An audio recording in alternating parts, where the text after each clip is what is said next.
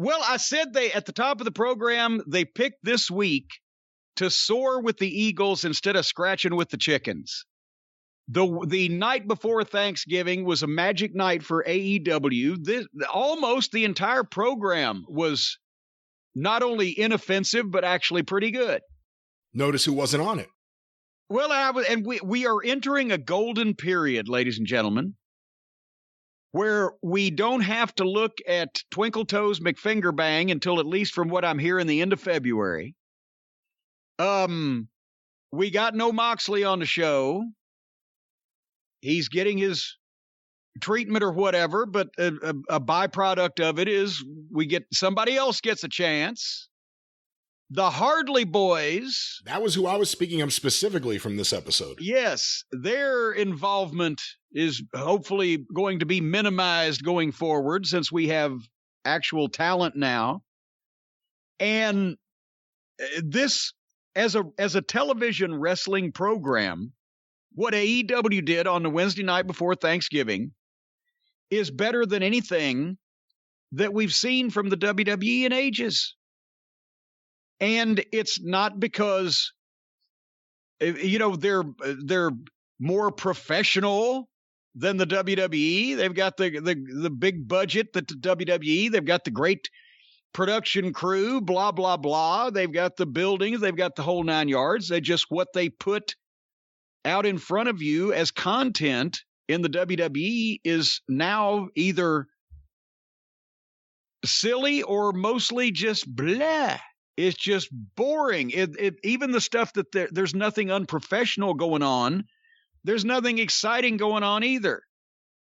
But when AEW puts the people that they've got that can perform in one fashion or another out there and lets them do it, and they shoot it like a wrestling show, it almost looks like a wrestling show. Imagine that.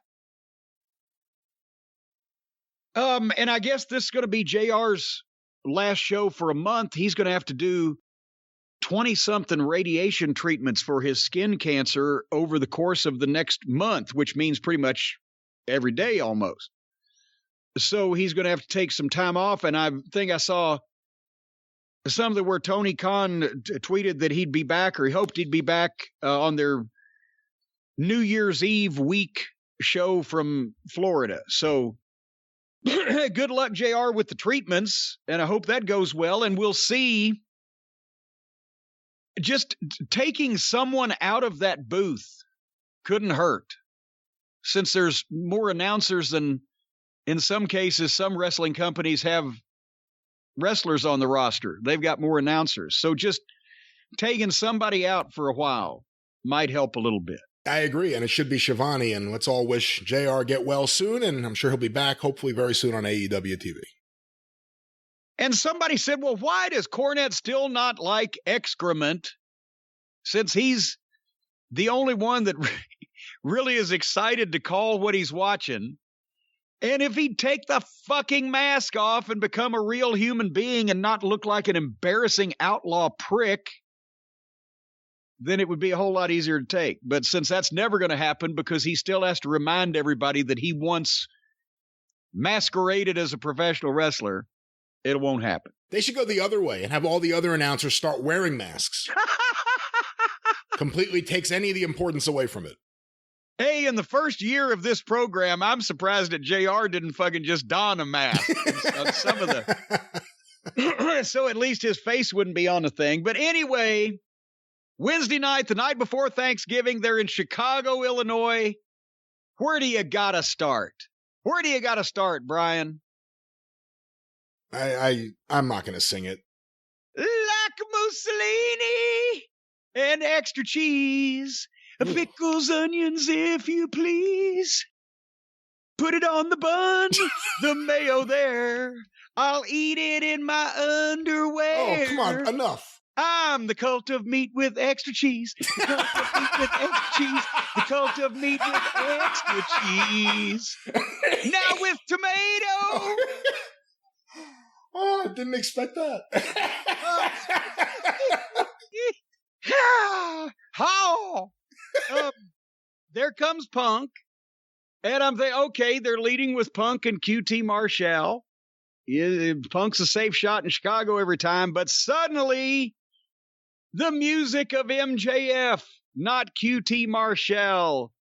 And I'm saying, well, it's Christmas come early. And by the time he gets to the ring, he doesn't even, the people are ready to hear this.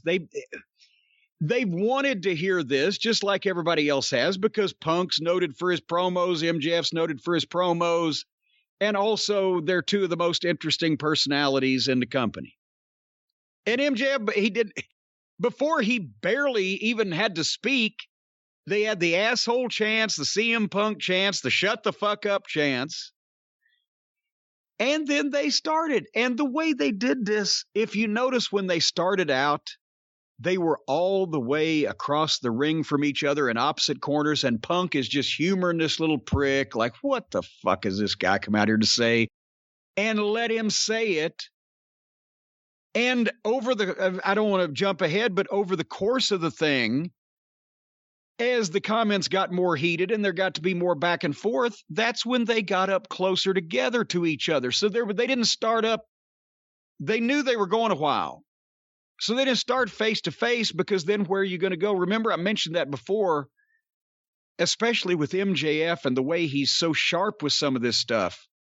Before he gets to his go home line, he's already emasculated the babyface if he's right there up in front of him where he could reach him. This time they started and they gradually came together. But Punk let MJF build it, and he just sat back and had the facials and the reactions to it. But MJF brought the only straight edge guy I've ever seen looks like a meth addict.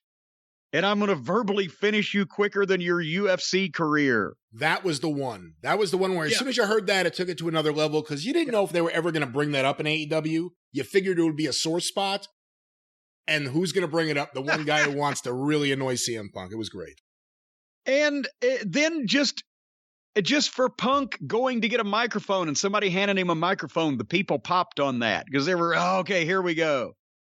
MJF, my jealous fan, the poster of me on your wall, but then he hit him with a less famous Miz. Oh my, what a burn, as the kids say. And great reactions. Yes. From both guys throughout the whole thing. Very different reactions, but the camera was on their faces and you got to see the reactions and it was perfect. And it was like, obviously, both these guys, it wasn't obvious that you couldn't see a mile away that somebody had written this down, or even that they had written it down and practiced it. It seemed off the cuff, spontaneous, two guys trying to blister each other as best they could and keep up their respective reputations with that. MJF, your breath smells like shit because you've been kissing so much ass. It's PG Punk.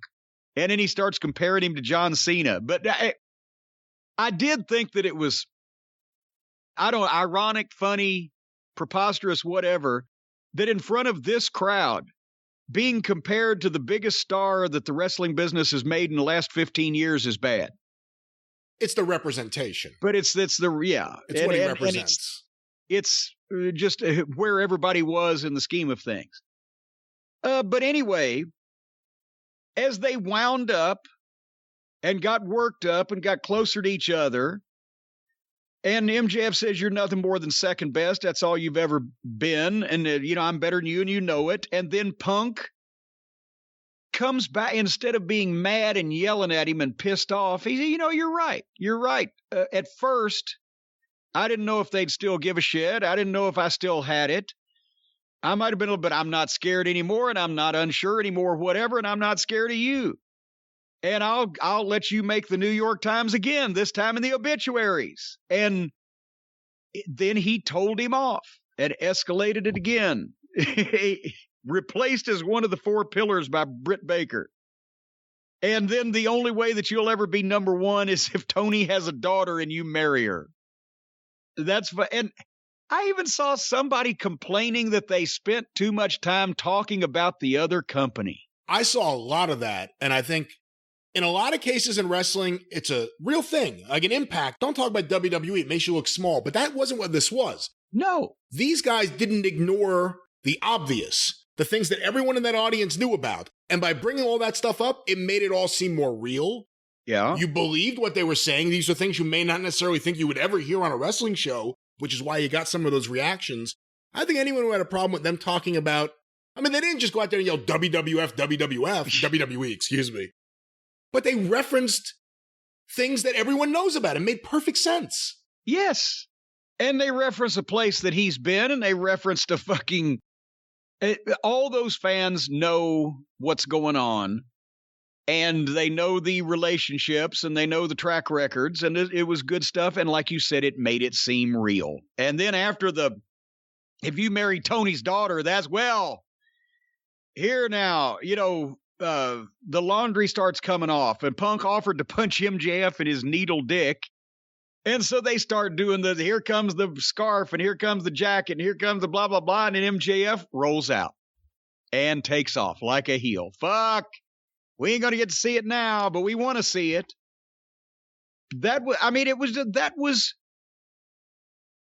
It's pro wrestling without any physicality whatsoever. The first step of pro wrestling is get people interested in the personalities. The second step in pro wrestling is get the personalities in conflict with each other, where the people want to see them fight before they actually fight. And then the third step in pro wrestling is let them have the fight and sell tickets to it. Or pay-per-views or draw ratings or whatever the scale is these days. And that's what they're fucking doing.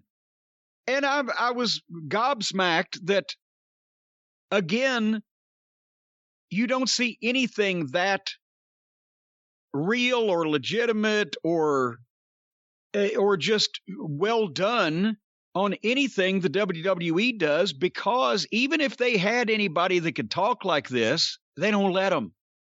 And those fucking pea-brained little fucking minutia dick fucking comedy writers hand them shit and say, no, you'll say this word for word, and it sounds like it. So this is where AEW can easily blow the WWE television programs out of the water, is with real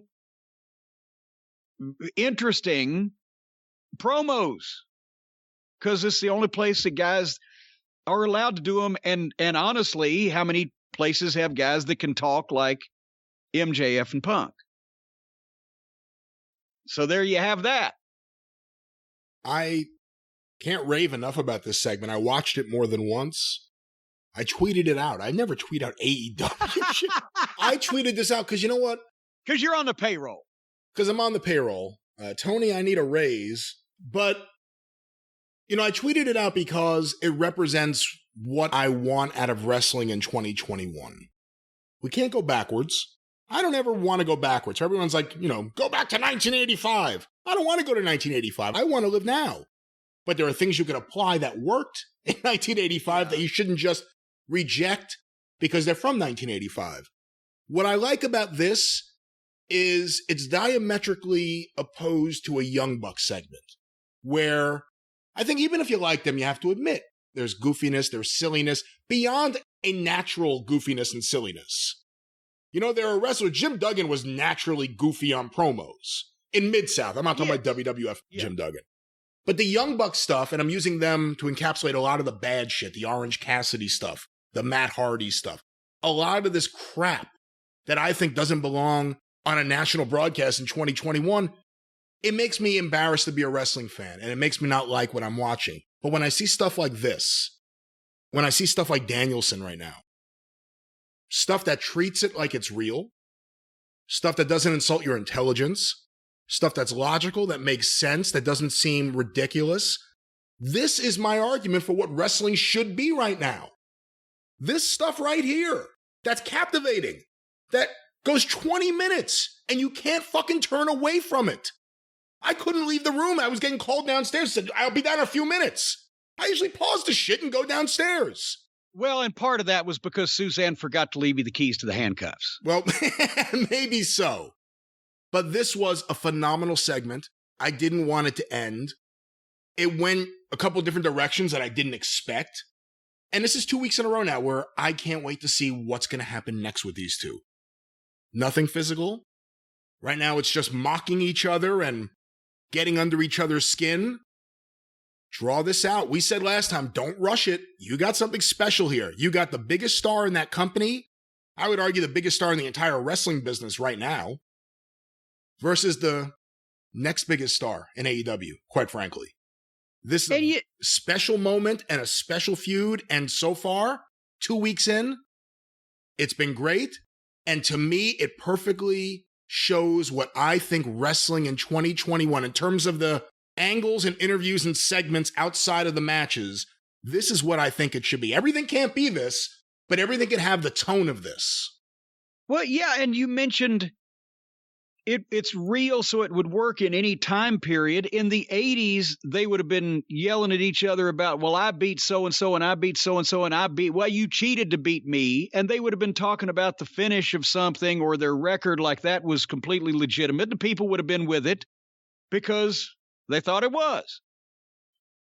Now, they were still making comments that the people could believe were legitimate. They're just personal. They're not coming out and saying the wrestling business is 100% real. And they're not coming out and saying that the wrestling business is 100% work or anything in between. They are making it personal. And each one of them is, well, not each one of them. Punk isn't jealous of MJF, but MJF, the heel, is jealous of Punk and trying to get over him. So it's instead of, in the storyline context, instead of fighting over a championship or being screwed in a finish or whatever and treating the business that way, they treat the business still seriously as a competition amongst who's going to be the biggest star and who can get over. And they don't mention anything that would buzzkill you and take you out of the moment and remind you that wrestling is a work. So it's just a little different way of approaching two guys having a problem with each other. And they're doing it in a worked environment where you can still believe there's some animosity. And because one thing that fans know is that there actually is legitimate animosity in a lot of cases amongst guys who want to occupy the same spot, whether the endeavor that they're participating in is a work or not. So, yeah, this could be modern wrestling. We've heard from so many people, from interviews, from different things, from wrestlers who work there, that Tony loves Mid-South wrestling. Early on, remember we heard that this is going to be like a modern version of Mid-South wrestling. Yes, which was why I was so particularly offended after hearing that when I saw the legless boy and whatever. This and Danielson the last few weeks, this is Mid-South wrestling in 2021. Yes. Yep. So I think it's important to note that, because there's still a lot of other really bad shit. There's a lot of other shit that's improving. There's a lot of other people who may right now be doing something to hold them over until the next thing, but there's still bad shit. But the good shit in AEW right now is the best shit in years. And this Punk MJF feud, this is very promising. I mean, 2 weeks in, everyone's been buzzing about this segment. A 20-minute talking segment. People are sick of talking segments. It didn't feel like the normal talking segment. No, as a matter of fact, and we're not over with Punk's business yet, but when I speed searched through the commercial, which that's really the only time I used the speed search this week, when I went through the commercial and came back, that's when I realized, my God, we're almost half an hour into this show and it's flown by. And then they had the Punk. Go ahead. Well, I was going to say, and this goes into the next thing, but what I was going to say is, it's really an interesting dynamic right now, because AEW, Tony Khan's from Illinois, and they go to Chicago a lot. And it creates a really cool dynamic you don't get any more in wrestling, because everything's a national touring company. You get a home field advantage for Punk. You got a local audience cheering a local guy multiple times a year on national TV. We haven't had that in a while. You know, I mean, I know it sounds like a silly thing, but we never get that. We never get a hometown flavor on a national wrestling show, and we're getting it all the time now with Punk in Chicago. It's kind of cool. And if the WWE guys do happen to visit their hometown, if anybody knows that they're from that town, they generally get bent over and pissed on and had mud slung in their faces. Kiss my egg. Egg. Gobbledygook. Anyway, so then Punk had his match. And now, like I said, we were 20 minutes in. We went to the break. We come back. There's Punk in the ring, and he's against QT Marshall with Solo and Comarato. And they had exactly the match they should have. Maybe a little bit long, but they had to go through a break. I understand formatting, but Punk gets pops on scoop slams now.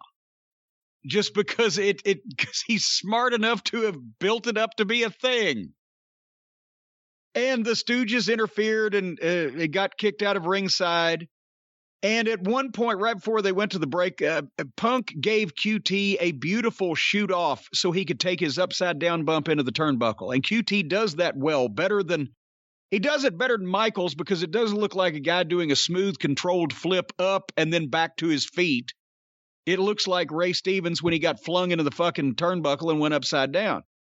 So QT does that well, but did you notice Punk actually grabbed his arm, pulled him, put some oomph behind it, shoved him on the way by, and fucking went down with his momentum to get the guy to go upside down. Just a little fucking thing. Yeah.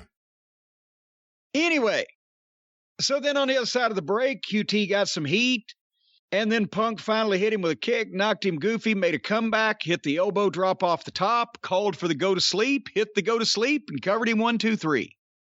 Serious match. Good win for Punk. Exactly what the finish should have been. No ifs, ands, or buts. There was no jump start. There was no afterbirth. This was what was supposed to happen. And it was perfect. And now we're 35 minutes into the show plus, and I still haven't fast forwarded anything. And every match does not have to be the main event at Starrcade. And apparently, again, the only one maybe who realizes this is CM Punk. He went out and he got a win in his hometown and on national television after doing a brilliant promo and looked like a wrestling show. I don't know what else you can ask. You kind of said my only negative was maybe a little too long. I'm not a QT Marshall fan. So I think the less time you see him on TV, the better. And I think Punk he hasn't had any quick, easy wins. And I guess that's part of the story. It is part of the story. I shouldn't say I guess it's part of the story. But I don't know. Maybe just a tad too long. But he's getting his wind back. He's improving his cardio all the time. And pretty soon now he's going to start kicking these guys' asses in record time. But I mean, we can't just expect him to go out there and just windmill people and beat them in 30 seconds, Brian. That would be nuts. It would indeed be nuts. It would be crazy. But I can't even hear the word nuts anymore, folks, without thinking of our friends at nuts.com. The best kept secret of savvy snackers across America. All right. Yeah. Hey, wait a minute. Hold on here. My lips have been lubricated. Folks, nuts.com isn't just for nut lovers. It's a one-stop pantry shop. They've got all the snacks and pantry items available, including candies, dried fruits, baking mixes, pasta, plus the nuts. The nuts.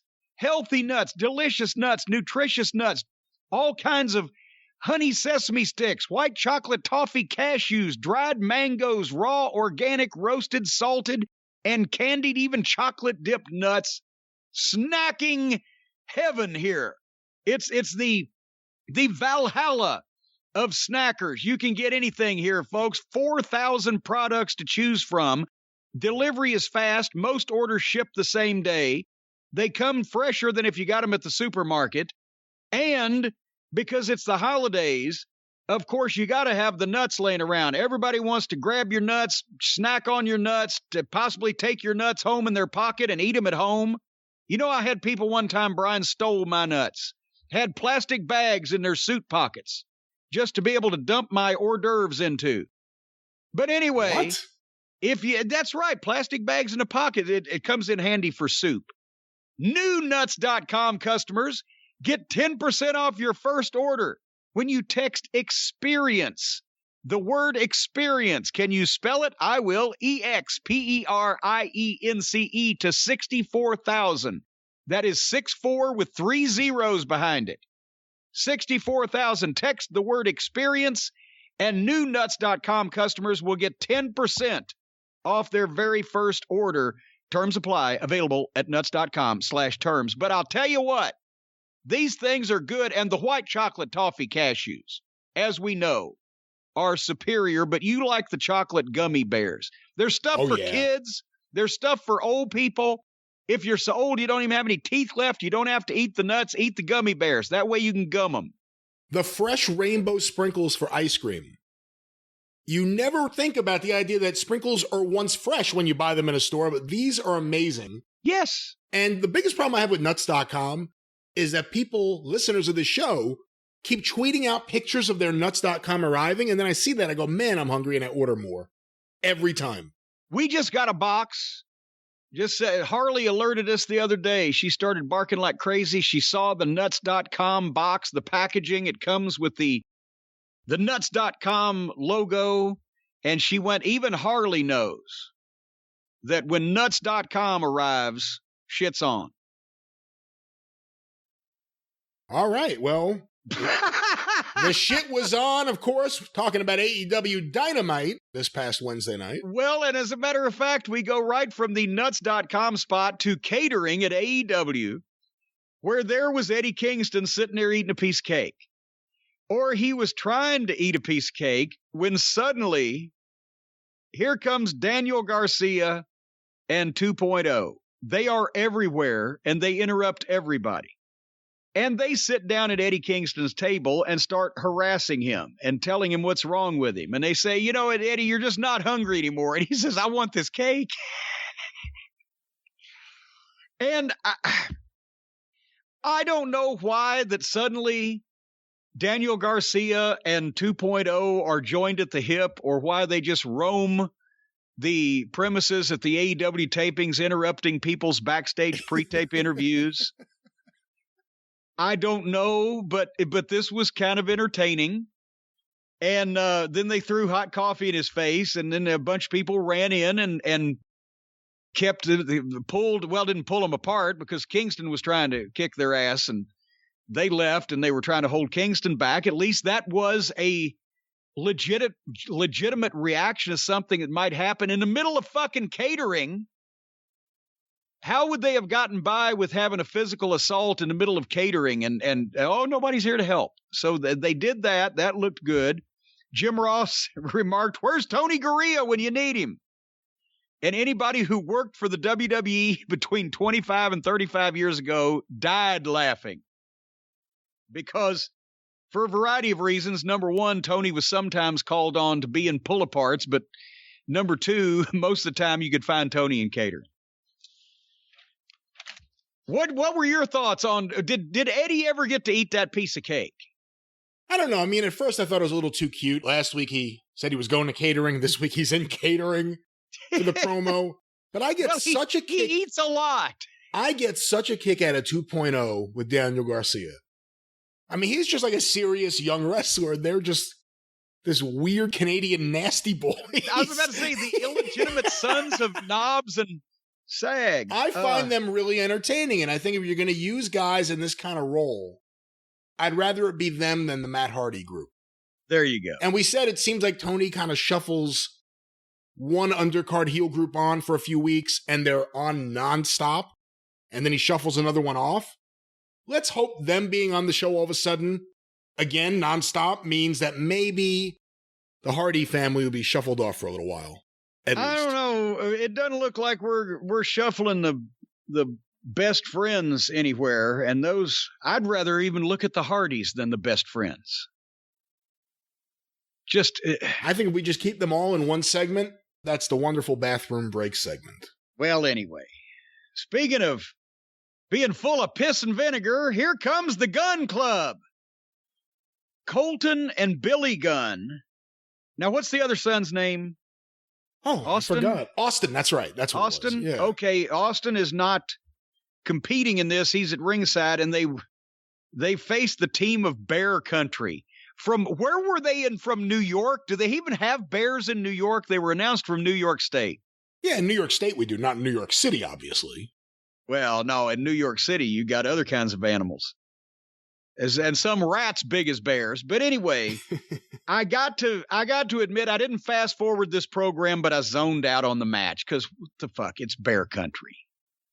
This was, obviously, they have a plan to do something with Billy and his son, Z, depending on whether the other one's ready to wrestle or whatever the case. But this was just to get them out there and get a win and then get some interaction going on with Sting and Darby Allin. So, obviously the Guns won the match and a nice win. That was the proper result. And then Sting comes out the entranceway and he's kind of in the aisleway. And Austin, the other gun son, the other son of a gun, says, "I'll get him, Dad." And he goes after him. And as he's running up towards Sting, Darby Allin, like the guy in the Barclays Center that took Seth Rollins down, only faster, he came out of nowhere, and it wasn't a dive. Darby Allin doesn't do dives, and thank God for that. He just launches himself like a missile and just body blocked the fuck out of old Austin Gunn.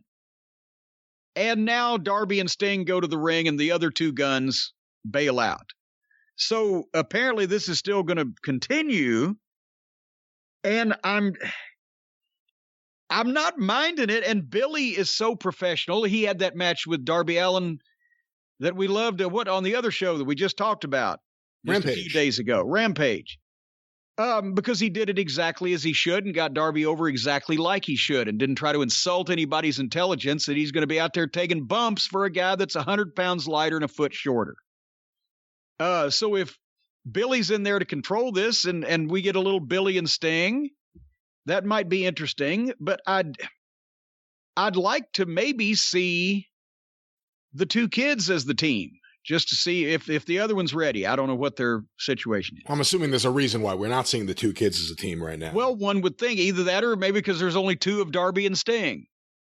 And Billy kind of has to be in there to fucking shepherd everything, or elsewise you'd have a lot of greenness. I assume this is just a short program, kind of like MJF and Pillman Jr., but I've liked it so far. The body check was one of the coolest things ever. I love Darby Allin. He's one of my favorite guys there. Whatever you want to say about him, he's never stupid. He's serious, maybe a little dour, but he's serious. I like that word. He lays everything in. We said that from the very beginning. He was the one guy in a promotion filled with guys doing dives. His looked like they would kill you. And you know what? They probably wouldn't because he weighs 150 fucking pounds. Yeah. But they look amazing. And he flew out of nowhere, running top speed. He just checked him. I mean, it was brutal. I mean, it looked like it was brutal. And then he got up and he just stared at the ring. And he's serious. And the fans buy him. Darby Allin is one of the highlights of AEW. And I think he's great. This was great. And the place went nuts for it. Yes. And by the way, folks, dour, according to the American Heritage Dictionary 3rd edition, dour, stern, forbidding, silently ill-humored, gloomy. See, so there you go. There you go. That's perfect. Dour Darby Allin. The man of the dour. All right. Then I didn't have time to fast forward it, but if I'd have known what was coming, I would have. Because Adam Cole and Bobby Fish were in the back, and they're speaking to each other, and obviously they're friends, they're best friends. And then the camera widens out, and here comes our little dog Pockets, Chucklefuck Taylor, and Wheeler Yuty, and they begin arguing over who are the real best friends. And this is going to lead to a match, which we are not going to watch.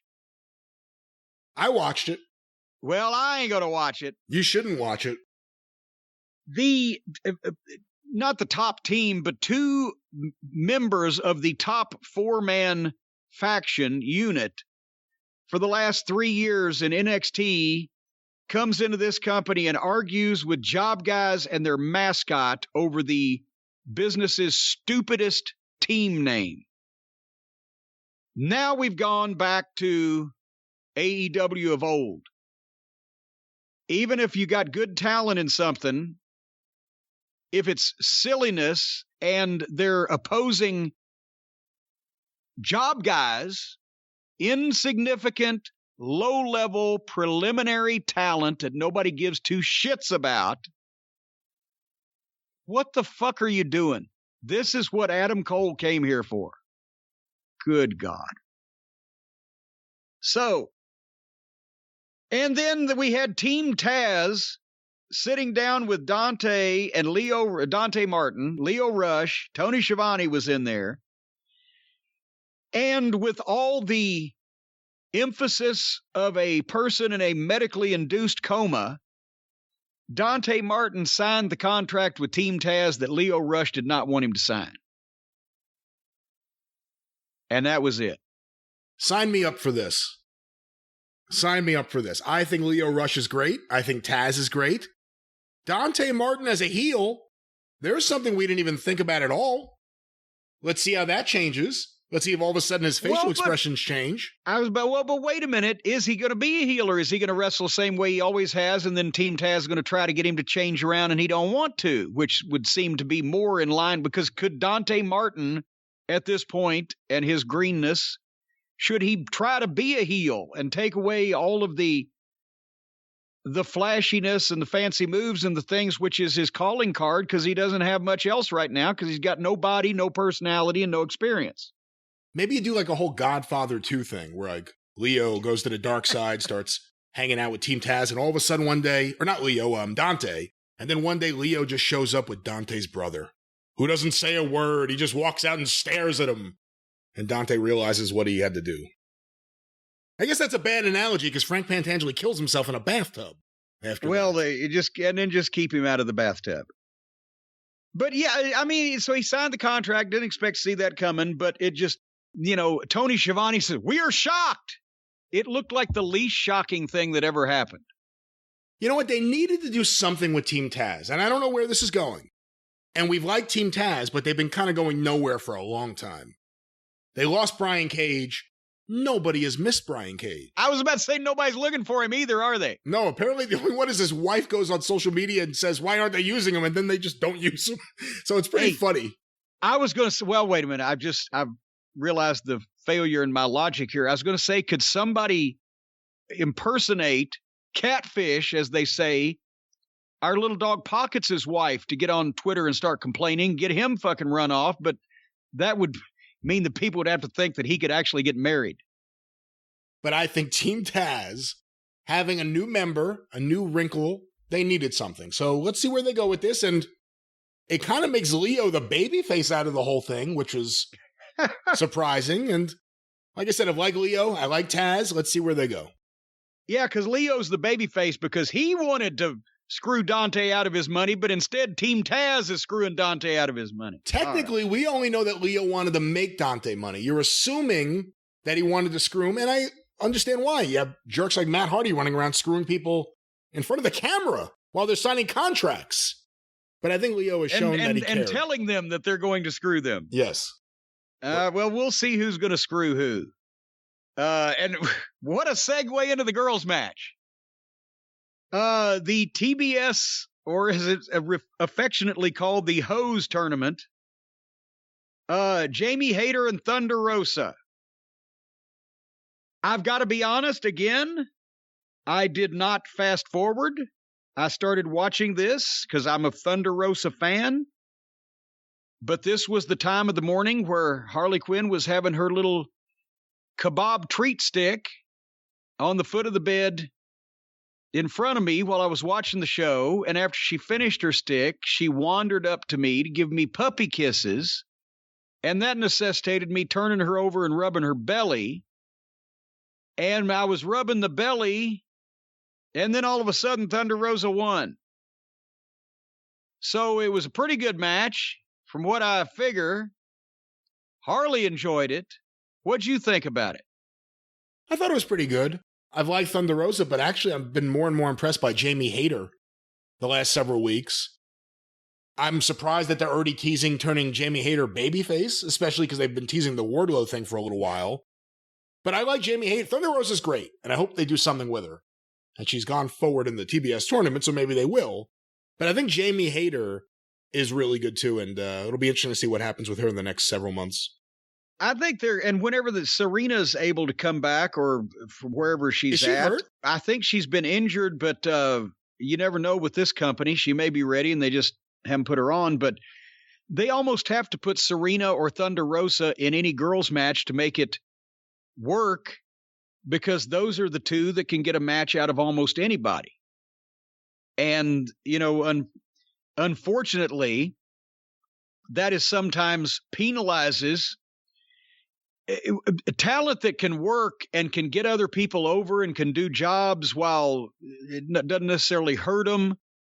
They always get penalized by having to be the ones to do the jobs and getting other people over. But sooner or later, it does hurt in terms of perception. But, I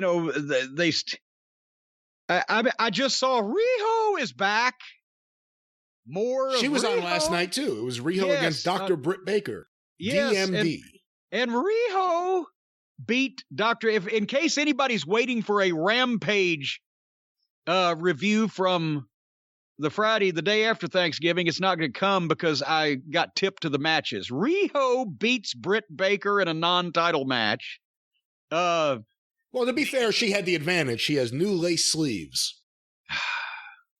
Made out of corrugated steel. And then also the best friends, the Puddin' Gang, whatever, they're against Cole and Fist, so we're not going to watch any of that. But anyway, back to this. That's what I was wondering.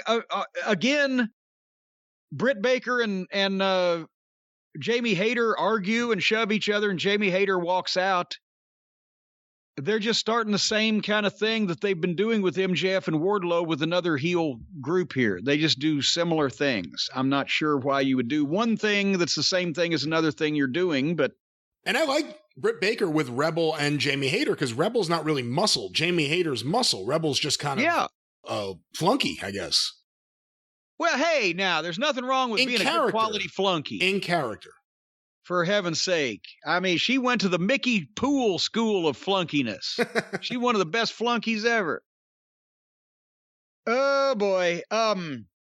After that match, Officer Bar Brady was in the back with Chris Jericho. And here comes Danny Garcia and 2.0.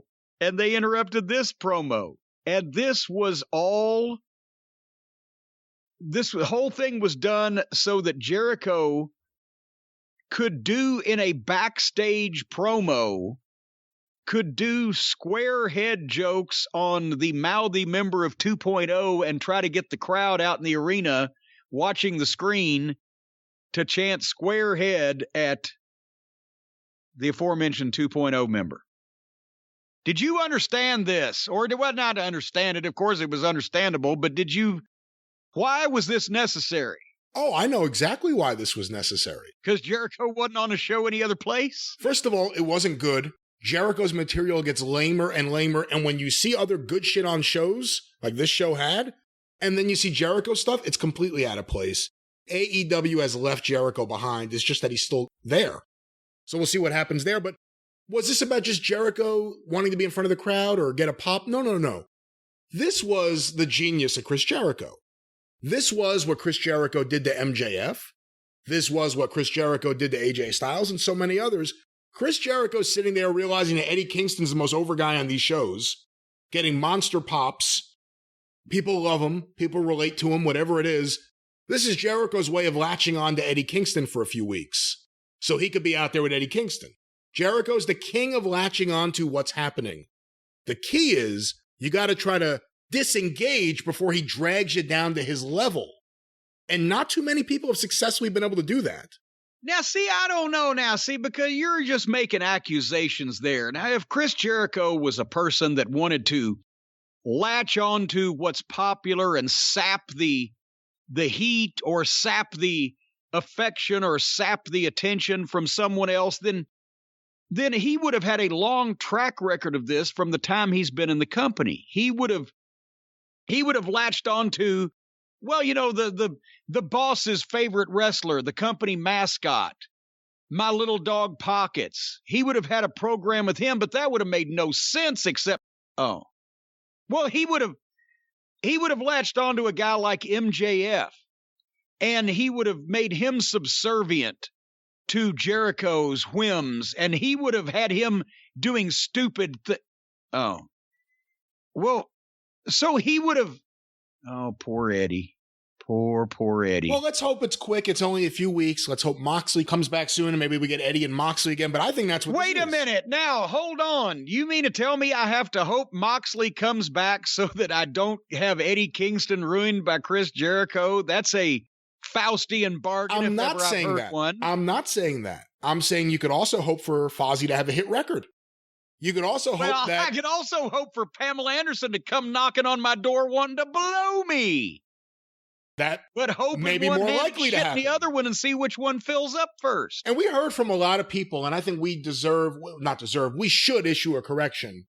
Apparently the Butcher's Band, again, not necessarily a band I would listen to, much more popular than Fozzy, Chris Jericho's band. We heard from a number of people, some who were even mad at us for not recognizing that the Butcher's Band is infinitely times more popular than Chris Jericho's band. So I apologize and I issue a correction. We do apologize for that. Anyway, so therefore, Jericho's mixed up with Garcia in 2.0, so's Kingston. You don't have to put it in code words to know what's coming next, apparently. But I'll tell you what, Brian. Yeah. If you do want to learn some code words, then I know where you can go. Where's that? Why? To hell, of course. No, to Codecademy. Folks, if you want to learn all kinds of weird words that you don't know what they mean, you can go to Codecademy. There's never been a better time than right now to become a programmer. I don't even know whether the time is right now or not for me to become a programmer, but I bet it is for you. With Codecademy, you can learn to code on your own terms.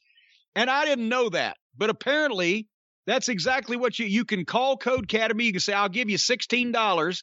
That's your terms, and they'll take it. You can learn code on your own terms.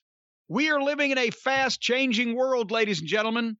I noticed it the last time that I went out in public. I saw, for heaven's sake, things are now in color. And folks, one of the best ways to succeed in today's ever-changing world is to learn how to code.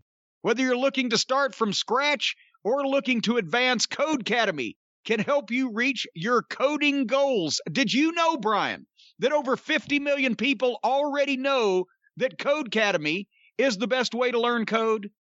Yes. Did you know that almost 1,000 of those have actually gone to Codecademy and done the learning of the code? Yes. I don't know where those 50 million people are hiding because I can't find one to fix my internet service. Anyway, Codecademy. Anyway,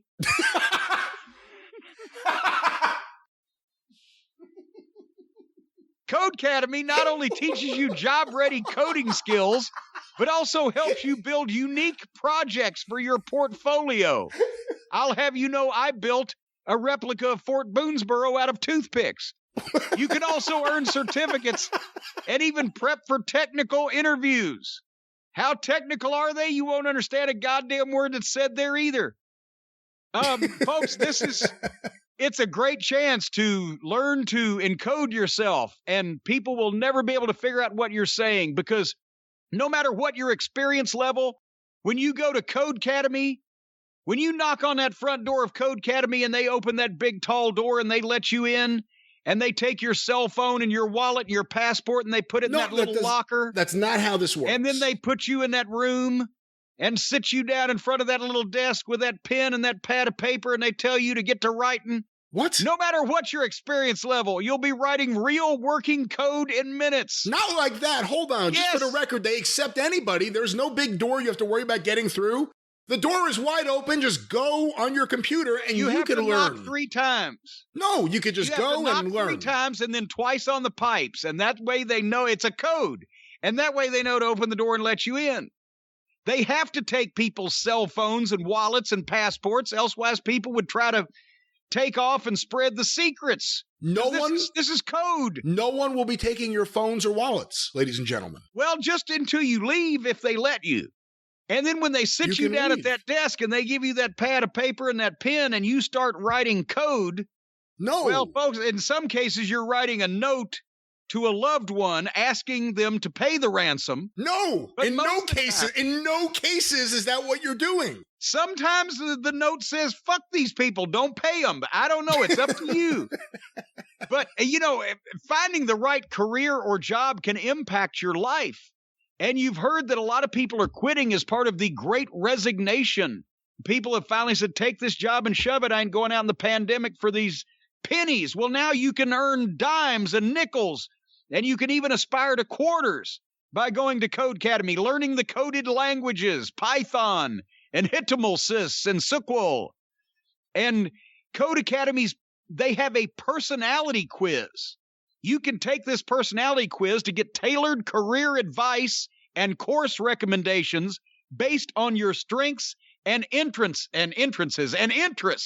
is what it says here. Yeah. I took their personality quiz. Oh, no. They told me there is no career suitable for me. Stay home. Stay home. Stop doing this. Don't do this anymore. You can get instant feedback. As we've mentioned, instant feedback is very helpful. Stop touching me. Your breath smells. That's not the feedback you will get. You will get constructive feedback and criticism. No criticism. Feedback that will help you learn how to code. They'll give you criticism. No. If you need to be criticized, they'll say, stay off my leg. Build your portfolio and get a certificate of completion. Every time I reach completion, I like a certificate to remind myself of that fact. You'll be more marketable to future employers. You can land a dream job in web development, programming, computer science, data science, weird science, tons more. So join the over 50 million people learning to code with Codecademy and see where coding can take you. Get 15% off your Codecademy Pro membership when you go to Codecademy.com and use the promo code EXPERIENCE. Promo code EXPERIENCE at Codecademy.com. 15% off Codecademy Pro, the best way to learn to code. That's Codecademy, Codecademy.com, 15% off. It's the best way to learn. What is the worst way to learn to code? Listen to Jim Cornette. There you go. Well, Jim, we've been talking about Thanksgiving, and of course, we brought up Dr. Britt Baker earlier talking about the Jamie Hayter match. Surprisingly, we combined the two things now on AEW, Thanksgiving dinner and Britt Baker.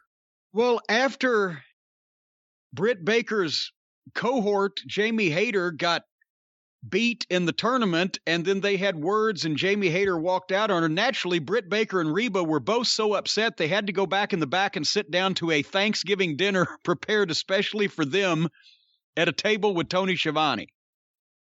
Was this odd placement to you? Did it seem like they would maybe have their Thanksgiving? I know they don't want to eat a big meal before they wrestle, but they weren't wrestling. They could have had the Thanksgiving dinner earlier and just not let Jamie have any. Said, oh, you can't eat because you got to wrestle. And then that was the reason why she got lost, because she snuck a drumstick. Something like that. But they just went from the match and the fallout, and now they're in the back eating a staged Thanksgiving dinner, obviously set there at that table just for this shot. I don't know what the point of this is. And why is one of the announcers palling around with and agreeing with and going along with the heels in their foolishness? Well, it's always Schiavone. It's always Schiavone. But they're working a whole deal over Schiavone and Britt are friends, and Adam Cole is jealous of Tony Schiavone, and what they've got is one of their announcers palling around with and giving validity to the ramblings of one of the heels. That doesn't make sense. The announcer is supposed to disagree with all the obnoxious and egocentric shit that the heel says. Hey, whatever happened to Tony Schiavone's son? Remember they did the angle where QT Marshall beat up Schiavone's son? And then the Big Show saved him? Yes, Tony's middle-aged fucking auto mechanic son that got so much sympathy because he was a Mere 40 years old when he was beaten down. And that, no. But he was going to break in. Wasn't he training to be a wrestler? That's why he was involved in that. That's what they said. All right. And that was the last we saw of him. Yes. Okay. So basically, this is where Tony showed some footage and announced that Riho will take on Britt Baker on Friday, and which was, as we record this, last night. And we're not going to watch it because Riho won, because I guess even though Harpo's taken time off for his surgeries, does he still have his finger in the women's division? Why else would Riho defeat Britt Baker on television? I don't think Kenny Omega is the only Riho supporter in the company.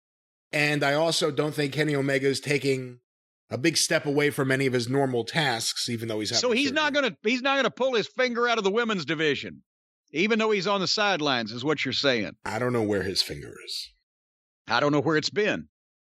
Anyway, the next match I was actually looking forward to seeing because it was Colt Cabana against Bryan Danielson. And we're in Chicago, which is not only the hometown of CM Punk, but it's the last place in the universe that anybody still cares about Colt Cabana.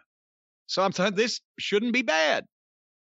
And the thing about Cabana, as I've mentioned years ago when we used to talk about him, back when he did shit, he can work.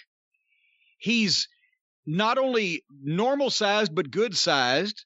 He's 230 pounds. He's 6 feet tall or more. He can work.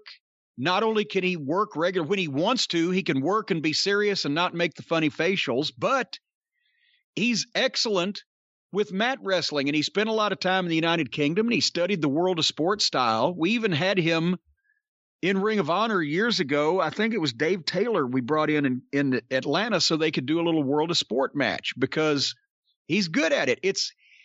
Cabana's always been one of these guys that was just a comedian because he wanted to be, not because he had to be. And the thing is, his comedy, he did stand-up comedy, which I saw clips of, was never funny. And his matches were never funny. They're just silly. And he made faces and did things. But he can work when he tries, and he can be serious when he tries. And he tried here until the end. We'll get to that in a second. But this needed to be a strong heel win for Bryan Danielson over a guy that can work, that can have a good match, that the people in the building would like because it's his hometown, and that's what they did. And both of them, they knew that. And I mean, I had to do one time, Delirious wanted to do Colt and Davey Richards. And I said, all right, but can Colt be serious? Because doing that fucking ha-ha is the complete antithesis of what Richards does, and he's the one we're pushing. And even if he beats Colt, if Colt isn't serious, it can make Davey Richards look stupid. And he can do it, and he did. He can do it when he wants to, and he did. Danielson healed on him. You mentioned earlier in the program, you could tell Danielson on his face is having a ball because this is so easy. Because he can play these fans like a fiddle and knows how to heal them while still being the friendly, smiling-faced guy and just saying the little needly things that gets under their skin. But anyway, they come back, boom, boom, boom, back and forth, and finally Danielson got the label lock. And the only criticism I have of Colt in this is, did you see? I don't know that there was ever a more unenthusiastic or urgent tap in my life. He gets the label lock and Colt, and he just kind of where nobody could see it. Did he not want to tap out in Chicago? I didn't even see the tap, actually, at first. There was barely one there. It was sort of like he was drumming his fingers on the mat, and the ref said, fuck it, I'll take it. Yeah, I thought they were trying to tease that he may tap, but he was going quick and the referee had to stop it. I'm still not sure what they were trying to give off there.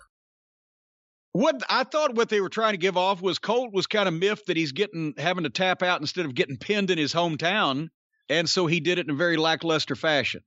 he can't have a problem with this. Of all the people to lose to, one of the biggest guys in the company, a big star. Then how do you explain the fucking measly little tap, and there was no feet kicking, there was no hand tapping, there was no, it was like, okay. But it was good till then. But then it killed the tap out. Was that one of Colt's teeth? Maybe that was the problem. Because when they come back and they do the interview with Tony in the ring with Danielson, there was a tooth laying there, which he picked. It looked like a tooth with it was a fake tooth with a post in it. Which those I can tell you because I've got 2 or 3 of them. They come out easier than the regular teeth. So it was a tooth, all right, and he held it up. Danielson did in his hand, but I love he's being a heel by being a babyface, a smart-ass babyface that is getting a heel response. And he even mentioned, well, I thought I'd get a different response, but Chicago's fickle. And it's just, he's playing him like a fiddle. And he challenged another member of the Dork Order next week in Atlanta to lead up to the ultimate head kicking in that he mentioned, Adam Page. As soon as Page's name had come out of his mouth, they hit the music. And Brian, besides it being obviously set up because there's no way, I mean, it's almost too fast, even if you know it's coming to hit that for a human reaction, right? They could build the tension. Danielson has been saying a variety of things, but he has not addressed Adam Page yet. Instead of playing the music as soon as he says Adam Page's name, why don't he end this Adam Page? He's no good this and that and the other thing and blah, blah, blah. And I hate him and his dog's ugly and his wife is fucking constantly texting me or what, just 3 or 4 remarks on Page. So the people now have got, he's running Page down. He's running Page down. And then you hit the Page music and it gets an even bigger pop because, oh, he's going to come out and stop this. They can't pop for, oh, he's going to come out and stop this when they've just heard that he just started it seconds before. You see what I'm saying? I agree with you. It builds a little tension. But anyway, Page comes out, finally offers to defend right here and right now. And Danielson declines since he's already wrestled. And, of course, that offer was not cowboy shit, but coward shit. Ooh. And Page won't leave without a fight and offers Danielson the first shot. And that's where Danielson, I'm not going to do this. And then he slaps him. And then here they have the hockey fight. And real quick, he chucks Page to the apron, but Page goes for the buckshot lariat, and Danielson bails out the other side. Great stuff. Now I want to see what happens when they get a hold of each other. Because they didn't give it all to me. They didn't go out in the building and fight for 10 minutes in the women's room, where I don't ever want to see anymore. Now I want to see what's going to happen when they get together. It's a wrestling show. And we're an hour and a half into this thing, and it's still a fucking wrestling show. I was amazed, Brian. Sing the praises of Danielson. I think Danielson's doing some of the best work of his whole career. I've not enjoyed him this much since that run he had where they finally gave him the main event at WrestleMania, which wasn't going to happen, and then Punk quit. You know, of course, I mean, there's a whole number of things that make it an interesting scenario. Or I shouldn't say Punk quit. Punk left, and then they released him on his wedding day. That's exactly what happened. But Danielson is doing incredible work. He's clearly having the time of his life. I think these are some of the best promos he's ever done in his life. He's obviously not being handed a script anymore, and he could do it. And he comes across believable as that, I don't know what you call it, kind of like a Billy Robinson. Like, yeah, he could be nice, but he's going to kick your ass. He's going to stretch you 100 different ways, and that he's threatening them. I'm going to kick your face in. I'm going to do this and that. Again, there's a lot of crappy Dark Order members. So we can draw this out until he gets to Page. I love this. I mean, AEW right now, the things that are hitting as well as they could. And Danielson, since the heel turn to me, has been phenomenal.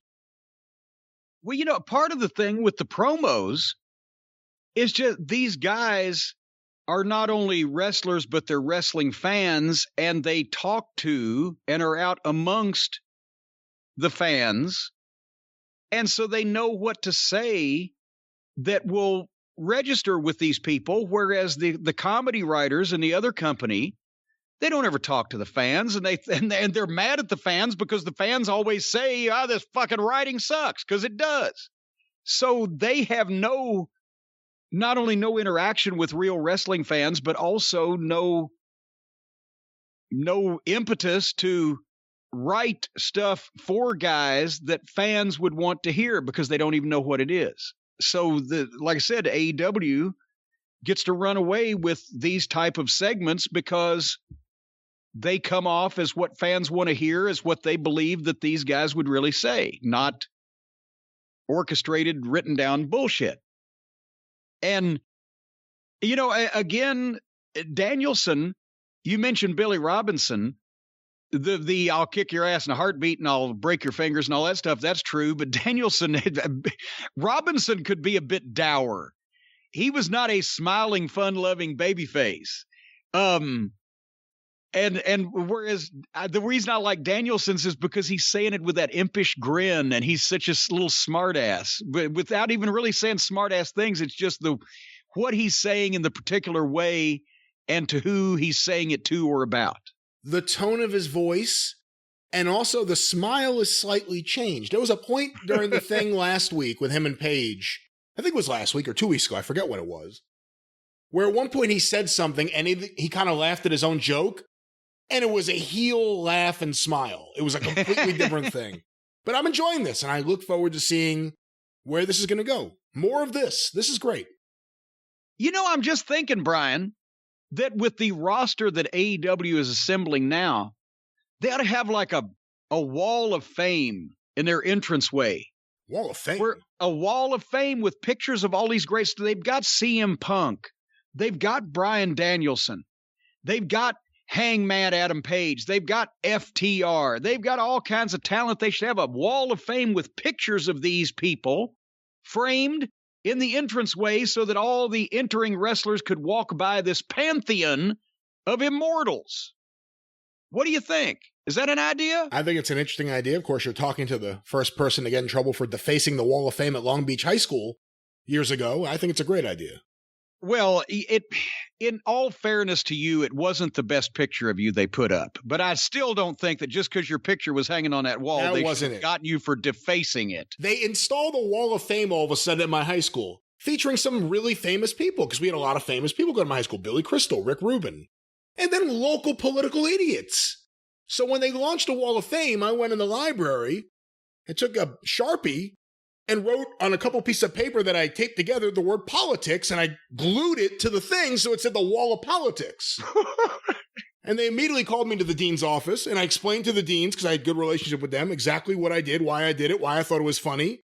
And they said they couldn't let anyone know that they agreed with me, but if I just hung out in the office for a little bit so people thought I was being reprimanded, then I can go and no problems. And that's what happened.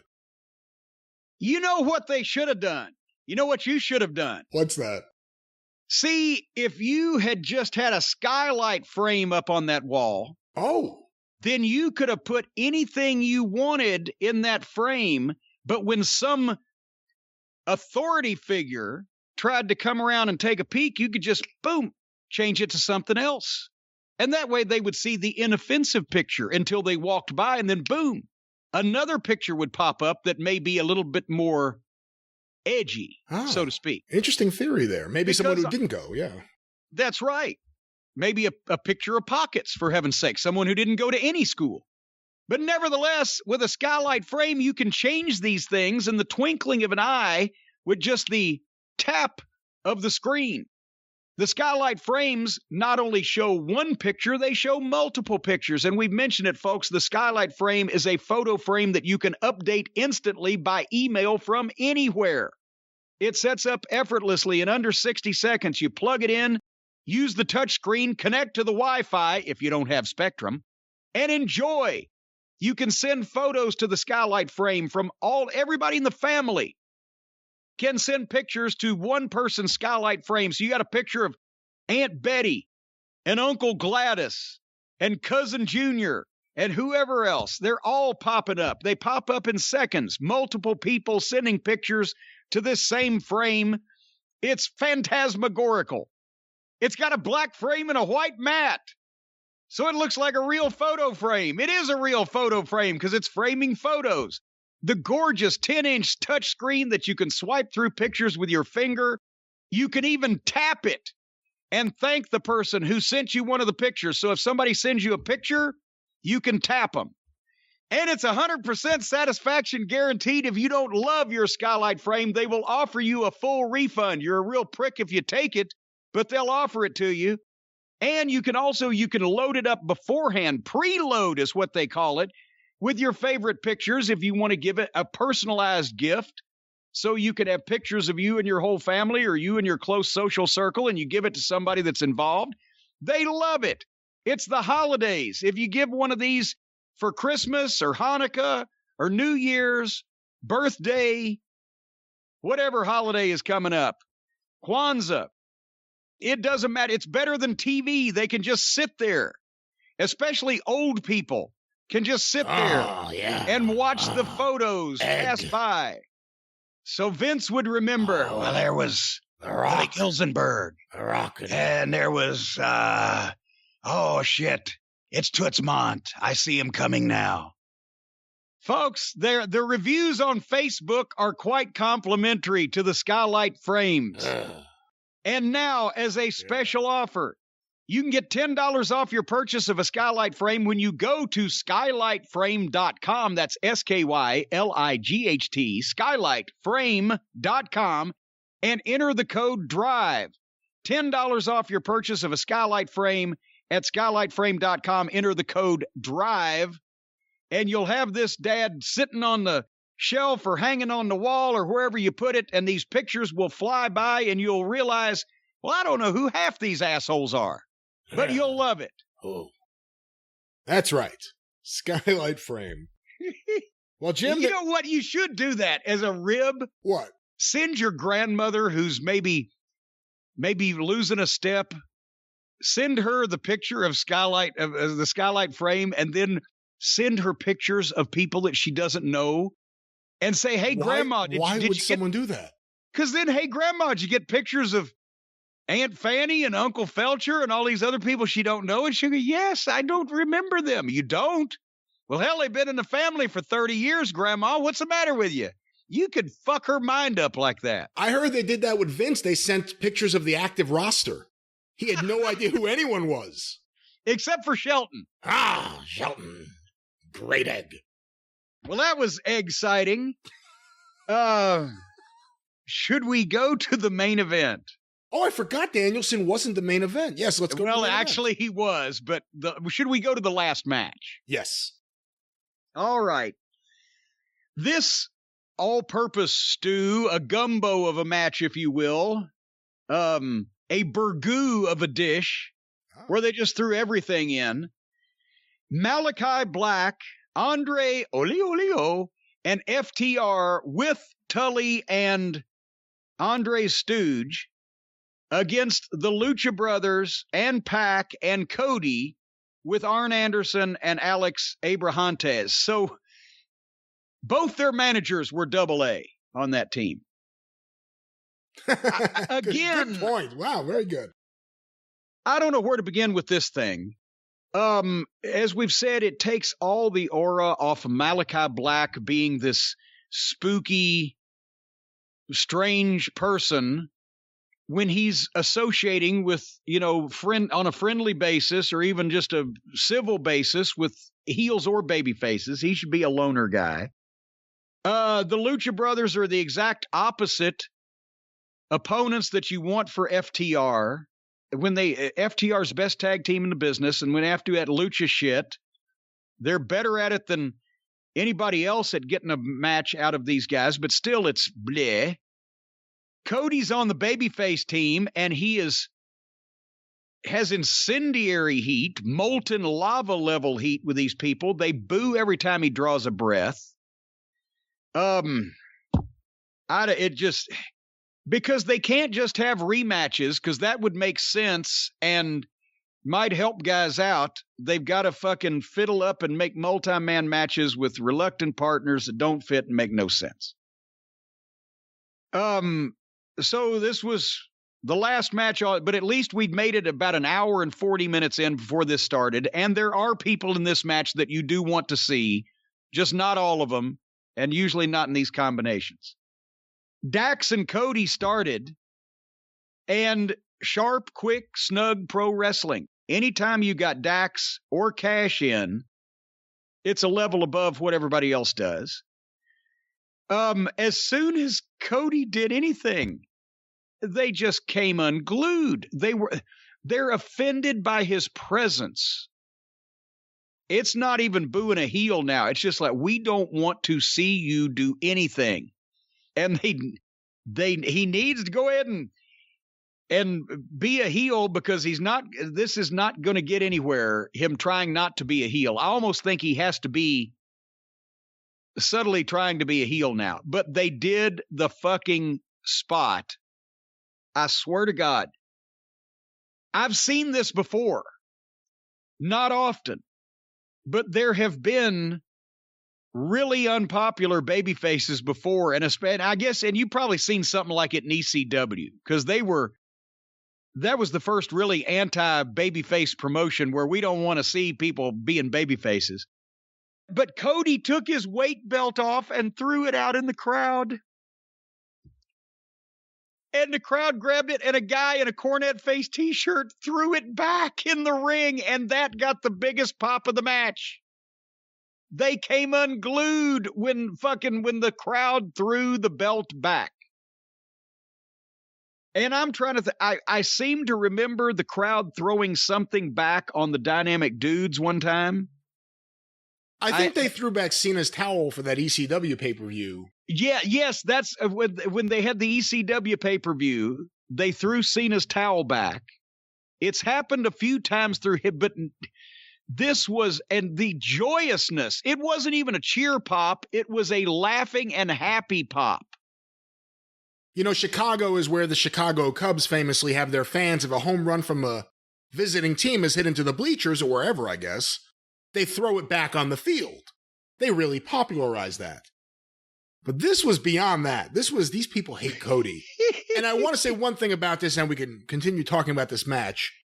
I actually saw people, I don't know if you saw this, upset that the fan could have hurt someone throwing the belt into the ring. What? He could have hurt Aubrey, could have hurt the wrestlers, someone could have lost an eye.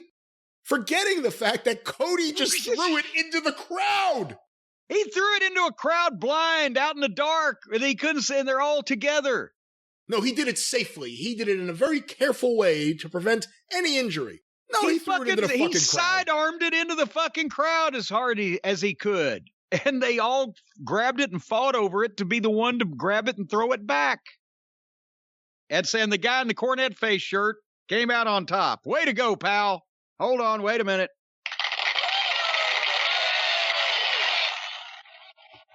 But I think my fans should only throw things into the ring if they have been thrown from the ring beforehand. Don't throw anything into the ring unless the people in the ring have thrown it at you. It's a very good point. There you go. And then security, one of the security guys, did you see this? Well, Andre got in and got the belt that the fan threw back, and he was going to keep it, but I guess he put it down on the apron. One of the security guys in the corner of the ring had it, and Cody motioned, and the security guy threw the belt back to Cody, and the people booed. And there's other guys in the ring trying to do spots, and this whole business with the belt and people's hatred of Cody is overshadowing the match.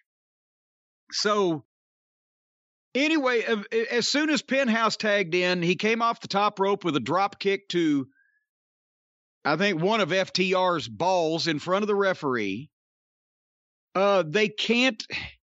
At one time they did that. JR even had to mention, isn't that a low blow? They just come up with shit to do and don't think about the placement or whether it's legal or not or whether they should do it. They just, it's a move. I wanted to ask you this question because you're the big baseball fan. Why does Andre wrestle in Abe Knuckleball Schwartz's pants? I'm not exactly sure. And again, some folks on this holiday weekend, if you Google a photo of Abe Knuckleball Schwartz and then look at Andre and the pants he was wearing, it'll be fucking hilarious. So then Penthouse and Felix and Pac did a deal where Penthouse is in the ring.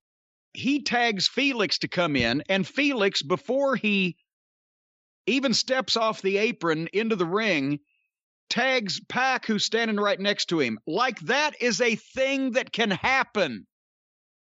And then they both got in and started doing a fucking triple team, apparently reconciling in their pea brains that because the guy that was in the ring has tagged another guy, that guy can stay in for 5 seconds, but the guy he tagged can come in, but also the guy that got tagged can come in at the same time. And I guess for a period of time there, both of them are legal. This is not a thing in the world that can happen. They've made this completely up so that they can get in and do a goofy spot that they came up with, which is kind of like if you can make a trick basketball shot from out of bounds, it still doesn't count because it's out of bounds. And once that the Lucha Brothers got in there together and everything, and Andre and Pac, the gymnastics meet started, at one point, all four heels started getting heat on Cody behind the referee's back, and the place blew. They just cheered to the heavens. And then Cody hit a hot tag, and they didn't even boo it. They didn't cheer or boo or anything. I've seen some of the coldest tags in the history of tag team wrestling on AEW television programs, and still people make some kind of noise. But no, not for, and as a matter of fact, then they started getting heat on Felix, and he made a completely iceberg tag to Penthouse. I'm surprised that Penthouse's hand didn't fall off from frostbite, and they reacted to that. There were too many people in the match, and it got too busy and too complicated. FTR could not run this whole show. At one point, everybody just took turns hitting finishes on each other over and over at 100 miles an hour with no covers and no tags, while Aubrey stood there with her mouth open, gaping. And then everybody went down, and Tully and Arn got in the ring to face off. And he got a big pop. But for some unknown reason, the manager, after everybody just laid each other out with all these moves, there was no cheating going on. They were just hitting each other with moves. The cheating was that nobody was tagging, but there was no reason for the managers to jump in. They said they were the only ones left on their feet, and they get in the ring to face off, which does get a pop, but is also fucking illegal. And there was no reason for the managers to get in the ring and stand there while the referee was standing there looking at them saying, well, I guess you shouldn't be in the ring. And then as they're facing off, Jose is the stooge for Andre. He gets in the ring yelling at somebody to do something, and Tully and Arn turn and fucking both nail him. And he takes a bump. And then the match just started again, and Tully and Arn got out of the ring and went back to the floor. And FTR had to stand there, and as one time, one of the Lucha Brothers is coming off the top rope, and Dax looks up to catch him, but he ain't ready to jump yet, so Dax actually had to stand there and just turn around in a circle and wait on this idiot to jump off the top rope so that he could catch him. And then Andre beat Pac after Black misted him in the face. This was way too busy and nonsensical and a mess. But the good part about it was The Young Bucks weren't in it, and at least they were being serious, even if half of the participants don't really know what the fuck they're doing. Your thoughts? I didn't like it at all. The Cody stuff distracts from everything else. I can almost say that I don't care about anything that happens in a match, or I didn't pay attention to anything in the match. The Cody reaction is all I'm paying attention to. It's so fascinating. Malachi has something. FTR are the best in-ring tag team in the business. But I think Andrade, whatever it is, to me, he's not doing it. And to me, he's almost like negative charisma. I kind of don't want to see this guy anymore. I'm bored with him. Yeah. The Lucha Brothers and FTR, they're going to finish this up. They announced a 2 out of 3 falls match. So this is on the road to getting there. Whatever they're teasing with Cody and Pac, we'll see what happens there. But the Cody thing at this point is just a major distraction. And there's something they could do with him. We'll see if it happens. But the reason so many people think this is all part of a plan to make Cody the greatest heel of all time is because of how preposterous it is for him to come out with his entrance, wearing his outfit. It looks like Michael Jackson on the 4th of July. And then he comes in the ring and he acts like a disingenuous babyface. Now that we've seen Punk and Danielson and others, even people in the company already, do genuine, real promos, and we've seen Cody rehearsing and practicing. We've seen Cody asking everyone their opinion and workshopping. And we've heard Cody's promos that are nonsensical, overthought, and don't give you any reason to cheer him. It's almost like Cody is the heel, and everyone's catching up to it, but what happens next is going to be interesting because it's becoming a major distraction for anything he's a part of. This was an 8-man tag match, and all I cared about was the fans booing Cody. It seemed like it was the only thing they cared about, too. I was about to say, they were enjoying themselves in that little world as well. The Arn and Tully stuff I don't like. I just think it's sad, and I don't want to see it. And I'm sorry if I'm alone in saying that, but I don't need to see Arn and Tully doing stuff against each other in 2021. 2022 it's about to be, so. Here's the thing. This is one of those things where, honestly, mark booking takes over. Yes, most fans would pop to see Arn Anderson and Tully Blanchard squaring off. But how do you get there and how do you get out of it? That's what they don't know. So they never have a reason to get there, and they never have a way to get out of it. They just square off and then they don't. But it's, for fans of 80s and 90s WCW programs, that's a spot that you have to do. Well, there has to be a reason for the spot, and there has to be a payoff for the spot. And, neither one of those guys gets too physical anymore, so maybe don't tease something that you can't deliver just because it's a good spot. But that's just me.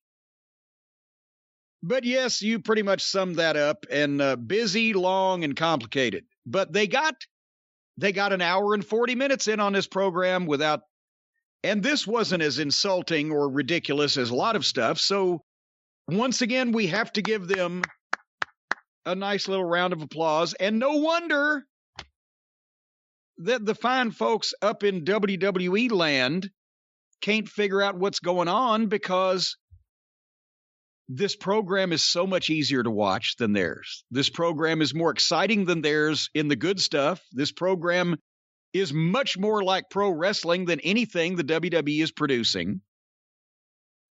And now that they have talent in AEW, whereas before they were short on that, you can't watch a WWE show anymore and go, well, fuck, this is it. You pretty much have to acknowledge that this is just boring, and the other stuff at least is more exciting.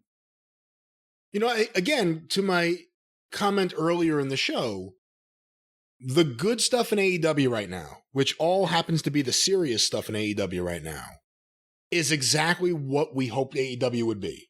Sports-based wrestling in the vein of Mid-South wrestling for 2021 or for 2019, whenever they first started up.